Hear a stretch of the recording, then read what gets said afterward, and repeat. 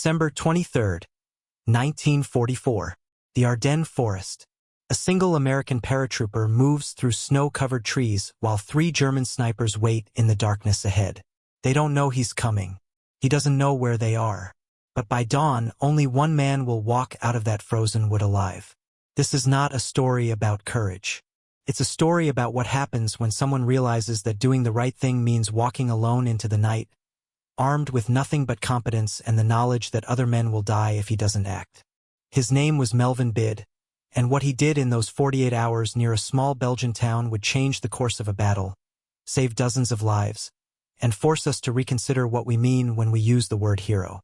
Melvin Earl Bidd was born in Anderson, Indiana in 1922, the kind of young man America produced by the tens of thousands in those years between wars. He grew up on farms and in factory towns, places where work was physical and outcomes were measurable. You either fixed the machine or you didn't. The crop either came in or it failed. There was no space for pretense, and there was no reward for explaining why something didn't get done. You simply did the work or you faced the consequences. Bidd worked in a factory before the war, operating machinery, learning the kind of focus that comes from knowing that a moment's distraction could cost you a hand. He wasn't college-educated. He wasn't wealthy. He was ordinary in every way that mattered to the census, and extraordinary in the way that only becomes visible under pressure. When the draft came, Bidd didn't resist and he didn't volunteer with fanfare. He simply went. He was inducted into the Army in 1943, processed through the vast machinery of wartime mobilization, and assigned to the airborne infantry. The airborne was not a place for men seeking comfort. It was a filter, a crucible designed to break those who couldn't adapt and harden those who could. Bidd passed through jump school at Fort Benning, Georgia, learning to exit an aircraft in flight, to land without shattering his legs, to gather his equipment in darkness and move toward an objective with men he'd known for weeks but would trust with his life. The training was relentless and specific. They taught him how to move quietly, how to read terrain, how to observe without being seen. They taught him that in airborne operations you were often alone or in small groups, cut off from support, required to make decisions without the luxury of waiting for orders. This was not instruction in heroism. It was instruction in competence. By mid-1944, Bidd was assigned to the 517 Parachute Infantry Regiment, a unit with a reputation for aggressive action and high casualties. The 517 had already seen combat in Italy and southern France. They were not green troops. They were not parade soldiers. They were men who understood that their job was to arrive behind enemy lines, cause disruption, and hold ground until heavier forces could arrive. Bidd fit in quietly without drawing attention, which is often the mark of someone who understands the work. He didn't need to prove himself loudly. He simply needed to be reliable, and he was. In December of 1944, the Allied advance across Western Europe had slowed to a grinding, exhausted crawl. The Germans were supposed to be finished, their armies shattered, their capacity for offensive action destroyed. The intelligence assessments said so. The maps said so. The generals, sitting in warm headquarters far from the front, believed it. But wars are not won by assessments. They are won or lost by what actually happens on the ground, and what happened on the morning of December 16th was that 3 entire German armies smashed into the American lines in the Ardennes Forest with a level of violence and coordination that no one had anticipated. This was Hitler's last gamble, a massive offensive aimed at splitting the Allied armies, retaking the port of Antwerp, and forcing a negotiated peace before the Reich collapsed entirely. The operation was called Wacht am Rhein, Watch on the Rhine, and it almost worked. The Ardennes was a poor place to defend and an excellent place to attack if you had the element of surprise. The forest was dense, the roads were few, and the American units holding the line were either inexperienced or exhausted from previous fighting. When the German assault began, entire divisions were overrun in hours. Chaos spread faster than information. Communication lines were cut. Units were surrounded. Fuel dumps were captured. American soldiers, many of whom had never seen combat, found themselves fighting for survival in towns they couldn't pronounce against an enemy they thought was already beaten. The Battle of the Bulge, as it would come to be known, was the largest and bloodiest single battle fought by the United States Army in World War II, and in those first days it looked like it might become a catastrophic defeat. The The 517 Paraquet Infantry Regiment was rushed north from reserve positions in France, loaded onto trucks in freezing rain, and sent toward the Bulge in the Allied line where German forces were pushing deepest. Their objective was a small Belgian town called Hotton, located on the Ardennes River. Hotton sat at a critical crossroads. If the Germans took it, they would have a clear route west toward the Meuse River and beyond that, Antwerp. If the Americans held it, they could anchor the northern shoulder of the defensive line and prevent the German advance from widening further. The town had already changed hands once. Belgian civilians had fled or hidden in cellars. The streets were empty. The bridges were rigged with explosives. And the 517 was ordered to hold it. Bidd arrived in Hotton with his unit on December 21st. The town was a frozen shell. Snow covered the cobblestones. Smoke rose from shattered buildings. The air smelled of burning wood and cordite. The paratroopers moved into defensive positions, setting up machine guns, digging foxholes in ground that was half frozen, preparing for an attack that everyone knew was coming. But the Germans did not come in a mass assault. Instead, they came quietly in small groups, probing for weaknesses, trying to identify where the American defenses were thin. And they came with snipers. German snipers in 1944 were not marksmen picked at random. They were trained specialists, often equipped with scoped rifles and an understanding of fieldcraft that made them devastatingly effective. A single sniper could stop an advance, demoralize a company, and force entire units to move only at night or under cover. The psychological effect was profound. You couldn't see them. You couldn't suppress them without knowing where they were. And if you tried to locate them by drawing fire, someone died. In the dense forest and ruined buildings around Hotton, German snipers had established positions that overlooked key approach routes. They were killing Americans with methodical precision, one shot at a time, turning movement into suicide. On the evening of December 23rd, Bidd's platoon was pinned down by sniper fire. They couldn't move forward. They couldn't identify the shooters. Every time someone shifted position or tried to observe, another shot cracked through the frozen air and another man went down or scrambled for cover. The platoon leader faced an impossible choice. He could wait, which meant surrendering the initiative and allowing the Germans to reinforce. He could call for artillery, but artillery was in short supply and the targets were too small and too mobile. Or he could send someone forward to locate and neutralize the snipers. That last option was a death sentence, and everyone knew it. Bidd volunteered. He didn't make a speech. He didn't ask for recognition. He simply told his lieutenant that he would go forward, find the snipers, and deal with them. The lieutenant, a young man barely older than Bidd and carrying the weight of too many dead soldiers already, looked at him for a long moment and then nodded. There was nothing else to say. Bidd checked his rifle, an M1943 Springfield with iron sights, not a sniper weapon but accurate enough in capable hands. He left his pack behind. He took extra ammunition, a trench knife, and a canteen. Then he walked into the forest alone. This is where doctrine fails. Army field manuals in 1944 were clear about reconnaissance procedures. You moved in pairs or small teams. You reported contact and called for support. You did not engage superior forces alone. You did not deviate from your mission without authorization. These rules existed for good reasons. They minimized risk. They maintained unit cohesion. They ensured that commanders had accurate information. But doctrine is written for general cases, and combat is composed entirely of specific ones. Bidd understood that if he simply located the snipers and reported back, the snipers would move before any response could be organized. He understood that calling for artillery would take time, might miss, and would alert every German in the area. He understood that bringing more men forward would only provide more targets. And so he made a decision that violated procedure but aligned with reality. He would find the snipers and kill them himself. The forest at night in December is a hostile environment even without enemy soldiers. The temperature was below freezing. The snow muffled sound but also made movement visible. Moonlight filtered through bare branches, creating patterns of shadow that shifted with every step. Bidd moved slowly, placing each foot carefully, avoiding dry branches, staying low. He was hunting, but he was also being hunted. The German snipers knew that Americans would eventually try to locate them. They would be listening, watching, ready. The slightest mistake, the smallest noise, would give Bidd away and end his life in a fraction of a second. He used the terrain. The forest was not uniform. There were dips and rises, fallen trees, clusters of undergrowth. Bidd moved through the low ground, avoiding silhouettes, pausing frequently to observe. He was looking for signs, for anything that didn't belong. A shape that was too regular. A shadow that moved against the wind. The faint gleam of metal or glass.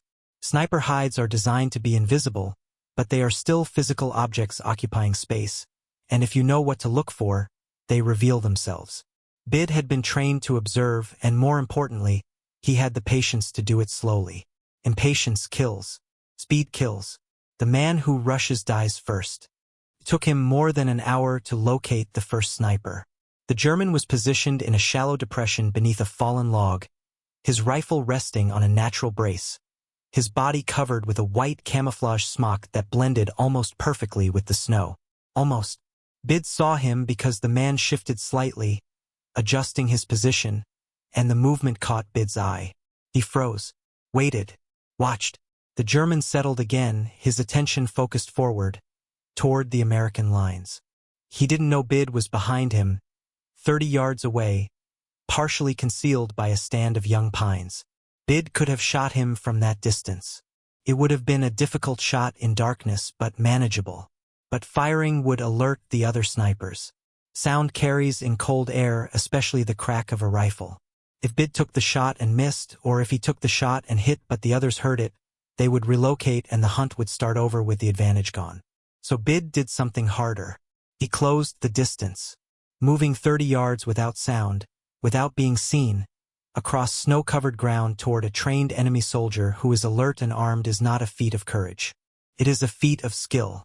Bidd moved in increments, inches at a time, watching the German's posture, his head position, the angle of his rifle. When the sniper was focused forward, Bidd moved. When the sniper paused or shifted, Bidd froze. It took 20 minutes to cover 30 yards. At the end, Bidd was close enough to hear the German breathing. What happened next happened quickly and quietly. Bidd used his trench knife, not his rifle. The German died without making a sound. It was not cinematic. It was not glorious. It was a surgical act of violence performed by a man who understood that this was the job and that it had to be done correctly. Bidd took the German's rifle, a Mauser K98 with a scope, and moved on. The second sniper was harder to find. Knowing that there were more snipers and knowing where they were are different problems entirely. Bidd spent another hour moving through the forest, pausing, observing, listening. The cold was beginning to affect him. His fingers were stiff. His breath made vapor clouds that could give him away. But he didn't rush. He trusted the process. And eventually, the second sniper revealed himself, not by movement but by position. He was in a tree stand, a crude platform built into the branches of a large oak, giving him an elevated view of the approaches to Hotton. It was an excellent position, almost impossible to assault directly. But trees are not fortresses, and men in trees cannot retreat quickly. Bidd circled downwind, moved to a position where he could see the platform from below, and waited. The German was patient, but Bidd was more patient. After 30 minutes, the sniper shifted to adjust his aim, and his silhouette appeared briefly against the lighter sky. Bidd fired once. The German fell from the tree and did not move. The shot was loud, impossibly loud after hours of silence, and Bidd knew that the third sniper, wherever he was, had heard it. Now the hunt reversed. Bidd was exposed. The third sniper knew there was an American in the forest, knew roughly where the shot had come from, and had the advantage of concealment. Bidd moved immediately, changing position, getting away from where he'd fired. He found a cluster of dense undergrowth and went to ground, becoming as still as the trees around him. And he waited. The third German was good. He didn't fire blindly. He didn't reveal himself. For more than an hour, nothing happened. The forest was silent except for the wind and the occasional crack of a distant tree branch breaking under the weight of snow. Bidd stayed motionless, his rifle ready, his eyes scanning the darkness. He was looking for the same things he'd looked for earlier. A shape, a movement, a mistake. The German made his mistake just before dawn. The sky was beginning to lighten, turning from black to deep blue, and visibility was improving. The sniper, perhaps feeling the pressure of time, perhaps simply cold and stiff from hours of waiting, adjusted his position. It was a small movement, just a shift of weight, but it was enough. Bidd saw him, 70 yards away, positioned behind a rock outcropping that provided excellent cover from the American lines but left his flank exposed. Bidd had the captured Mauser with its scope. He braced the rifle against a tree, controlled his breathing, and fired. The bullet struck the German in the head and he died instantly. Bidd waited another 10 minutes to be certain there were no more, then rose and began moving back toward his own lines. He walked slowly, openly, knowing that his own people might shoot him if he appeared suddenly. He called out when he was close, identified himself, and emerged from the forest as the sun rose over Hotton. His platoon leader met him at the edge of the perimeter. Bidd reported 3 enemy snipers eliminated, positions marked, no additional contacts. The lieutenant nodded, asked if Bidd was wounded, and when Bidd said no, simply told him to get something hot to drink and rest. There was no ceremony. There was no immediate recognition. There was only the work, and the work continued. But the effect of what Bidd had done became clear over the next few hours. With the snipers gone, the American lines could move again. Supplies could be brought forward. Reinforcements could shift positions without taking fire. The psychological weight lifted. Men who had been pinned down for hours could breathe. The small tactical advantage created by one man walking into a forest alone had rippled outward, changing the possibilities for everyone else. This is how battles are won. Not by grand strategies but by small actions that remove obstacles and create opportunities. The next day, December 24th, the 517 was ordered to push forward, to expand the defensive perimeter around Hotton and deny the Germans any positions from which they could observe or harass the American supply lines. Bidd's squad was at the front of the advance, moving through snow-covered fields toward a tree line 600 yards ahead.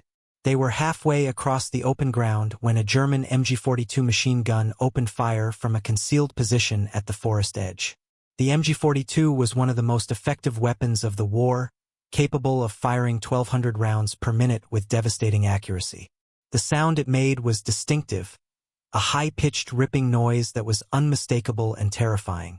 When an MG42 opened up, the doctrine was to take cover immediately, suppress the position with return fire, and call for support. You did not assault a machine gun position frontally. You did not expose yourself. You waited for tanks or artillery or air support, and if none of those were available, you found another route.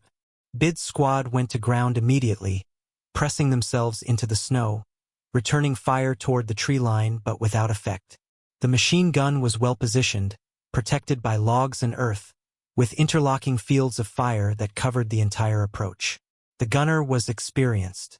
He fired in short bursts, conserving ammunition, adjusting his aim, methodically targeting anyone who moved. 2 men were hit in the first 30 seconds. The rest were pinned, unable to advance, unable to retreat without exposing themselves. The squad leader was screaming for artillery support over the radio, but artillery was engaged elsewhere and the response was that it would be at least 30 minutes before any fire missions could be assigned to their sector. 30 minutes was an eternity. The squad was immobilized.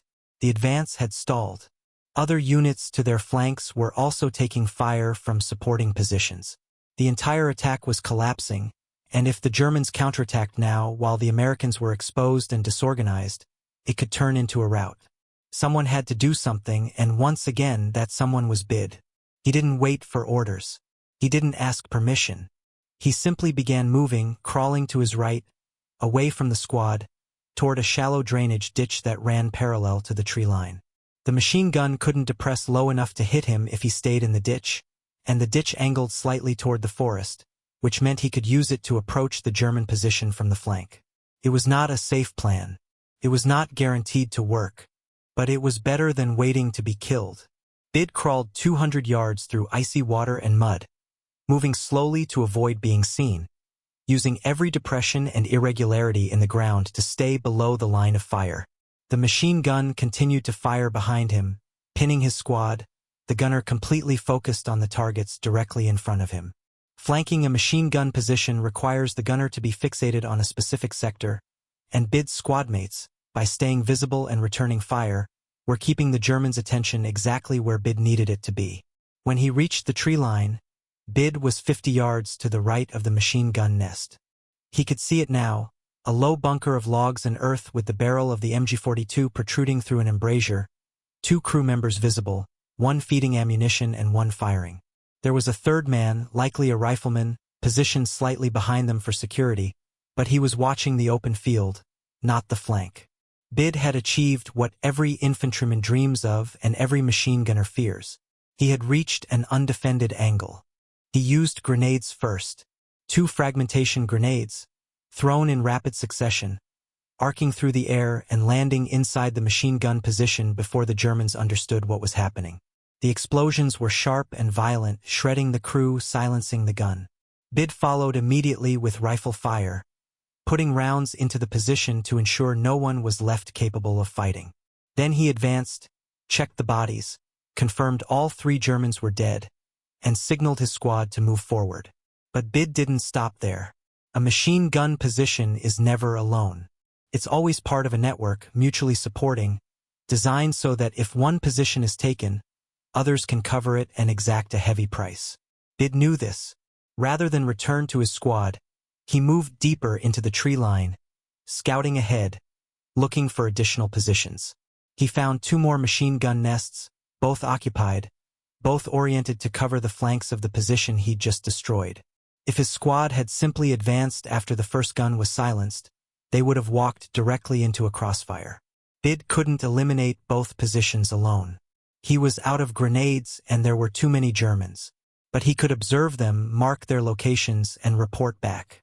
He spent 10 minutes doing exactly that, mapping the positions in his mind, noting fields of fire, estimating crew sizes, identifying covered approaches. Then he withdrew carefully, back to his own lines. When he reached his squad leader, Bidd provided a detailed report. 2 machine gun nests, specific locations, suggested approach routes, recommendation to flank from the north where the ground offered more cover.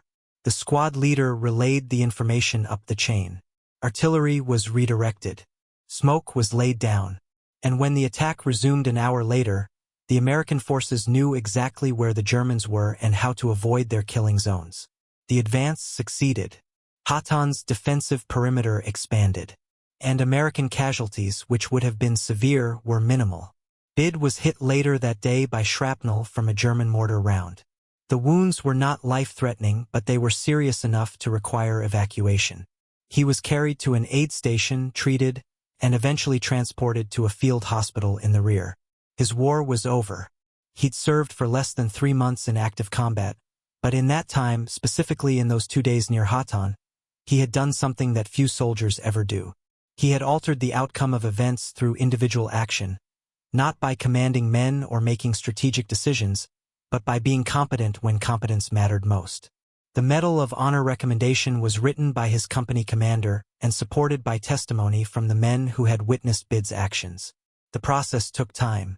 The war in Europe ended in May of 1945. Bidd recovered from his wounds and was sent home to Indiana. The medal was presented to him by President Harry Truman in a White House ceremony in August of 1946, more than a year and a half after the events in Belgium. Truman shook his hand, said something about duty and sacrifice, and placed the light blue ribbon around Bidd's neck. Bidd stood at attention, thanked the president, and later told reporters that he'd only done what was necessary and that the real heroes were the men who didn't come home. This response is important because it reflects something essential about the kind of person Bidd was and the kind of person who tends to perform well under extreme pressure. He didn't see himself as extraordinary. He saw himself as someone who had a job to do and who did it. The mythology of heroism wants to elevate such men into something separate from the rest of us, to place them on pedestals and suggest that their actions are beyond ordinary capability. But that mythology is a lie, And it's a dangerous lie because it suggests that courage and competence are rare gifts rather than skills that can be learned and choices that can be made. Bidd returned to Indiana and went back to work. He married. He raised children. He worked in a factory again, then later as a maintenance supervisor for a school district. He didn't talk much about the war. When asked, he would answer questions politely but without elaboration. He attended some veterans' events but avoided publicity. He did not write a memoir. He did not consult on war films. He lived a normal life, which is what most veterans want and what most of them achieve, despite the persistent narrative that suggests otherwise. He died in 2005 at the age of 82.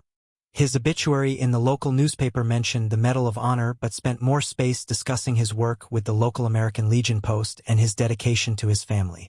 His funeral was attended by veterans and family members and people from his community who remembered him as a neighbor and a friend, not as a warrior. The Medal of Honor was displayed at the service, but it was not the focus. Bidd himself was the focus, and the consensus among those who knew him was that he had been a good man, reliable and kind, someone you could count on, which is, ultimately, a better epitaph than any citation for valor. What do we take from this? What does a story like Bidd's mean in a broader sense? It means that wars are not won by abstractions.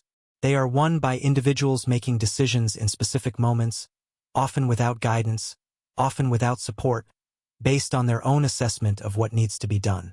It means that training matters, that competence is not innate but cultivated, and that the ability to remain calm and effective under pressure is a skill that can be taught.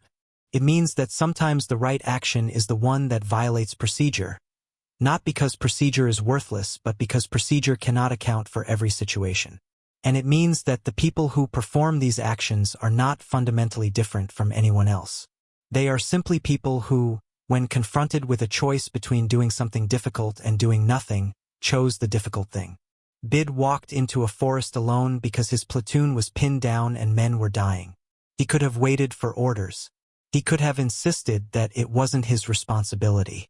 He could have argued that sending one man was a waste, that it wouldn't work, that someone else should go. But he didn't. He went. And because he went, other men lived.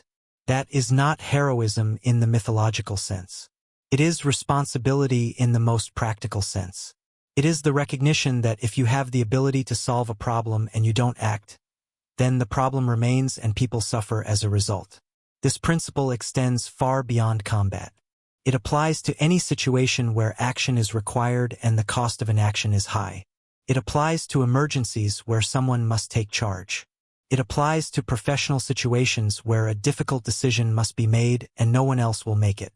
It applies to moral situations where speaking up carries risk but silence carries a greater risk.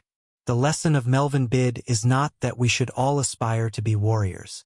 It is that we should all aspire to be competent, to be reliable, and to be willing to act when action is needed, even if the action is hard and the outcome is uncertain. The Battle of the Bulge was eventually won by the Allies, though at tremendous cost. More than 19,000 Americans died in the fighting. 80,000 were wounded or captured. The German offensive failed to reach the Meuse River, failed to retake Antwerp, and failed to split the Allied armies. By late January, the Bulge had been reduced and the front stabilized. The war in Europe continued for 4 more months, ending with Germany's unconditional surrender in May. Hotton remained in American hands throughout the battle, serving as a key anchor point for the northern defensive line. The 517 Parachute Infantry Regiment took heavy casualties but accomplished every mission assigned to it. And Melvin Bidd, who had contributed so much to that success, was already gone, evacuated to a hospital bed, then to a transport ship, then home to a country that was still at war but moving inexorably toward victory. History remembers the Battle of the Bulge as a major engagement, a dramatic moment when the outcome of the war in Europe hung in balance. But history, written from a distance, compresses events into narratives that emphasize turning points and decisive moments. It tends to overlook the small actions, the individual decisions, the quiet competence of men like Bidd who simply did their jobs well. This is a limitation of historical writing, not a failure. You cannot document every action taken by every soldier. But it is worth remembering that those actions happened, that they mattered, and that the broad sweep of events we read about in books was composed of thousands of small moments where individuals chose to act rather than to wait. Bidd's story is not unique. There were other men in other forests on other nights who did similar things. Some of them received medals. Most did not. Some survived. Many did not. The specific details change, but the underlying reality remains constant. Wars are fought by individuals, not by nations or ideologies or historical forces. Those larger concepts provide context and motivation, but the actual fighting, the actual dying, the actual decisions under fire are all made by people who are scared and cold and tired and who do the work anyway because it needs to be done. This is not a romantic view of war. It is a realistic one. War is not an adventure. It is not an opportunity for glory. It is a terrible human activity that should be avoided whenever possible and ended as quickly as possible when it cannot be avoided. But while it is happening, while men are in the field and the outcome is uncertain, competence matters. Training matters. Discipline matters. And the willingness to take responsibility, to step forward when stepping forward is hard, matters more than almost anything else. Bidd understood this instinctively. He didn't need a speech about duty or honor. He didn't need to be inspired by grand rhetoric. He simply looked at the situation, understood what needed to happen, and made it happen. That clarity of thought, that ability to cut through fear and confusion and see the essential problem, is rare but not impossible. Can be cultivated, can be practiced, and it can be applied in contexts far removed from battlefields. When we tell stories about war, we have a responsibility to tell them honestly. We have a responsibility to avoid glorification, to avoid making violence seem appealing or romantic, to avoid suggesting that war is where boys become men or where meaning is found.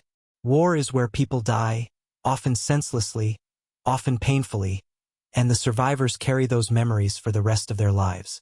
But within that grim reality, there are still examples of excellence, of people performing at the highest level under the worst conditions, and those examples are worth studying not because they make war seem acceptable but because they teach us about human capability. Bidd's actions in the forest near Hotton teach us that patience is often more important than speed. They teach us that observation is a form of action.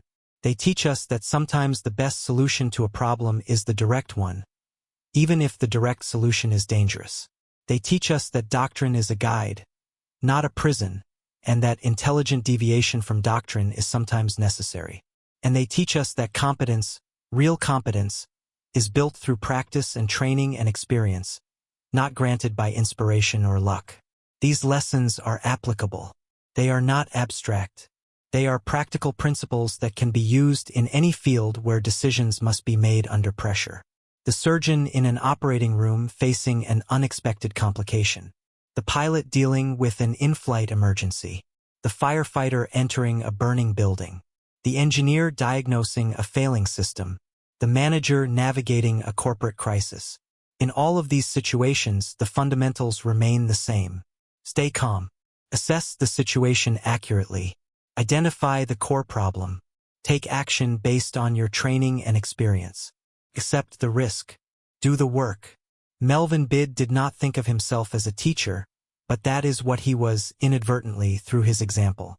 He showed that ordinary people can do extraordinary things when they have the right preparation and the willingness to act. He showed that responsibility is not imposed from above but chosen from within. He showed that the most important decisions are often made alone, in the dark, with no one watching and no guarantee of success. And he showed that afterward, when the crisis has passed, the right thing to do is to return to normal life, to put the experience in perspective, and to continue being a decent human being. So we end where we began, in a forest in Belgium in December of 1944. Cold night. A young man from Indiana, far from home, faced with a problem that had no good solution. He could wait and let others die, or he could act and possibly die himself. He chose to act.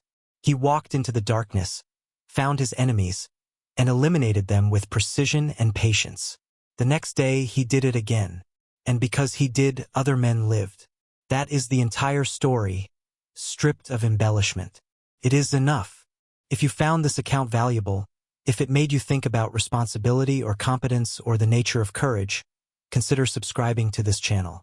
Like this video if you believe stories like Bidd's deserve to be remembered and shared. And leave a comment with your thoughts. Do you think Bidd was right to violate doctrine and act alone? Or should he have waited for orders even if it meant more casualties? How do we balance individual initiative against the need for discipline and coordination? These are not easy questions, and there are no perfect answers, but they are worth discussing.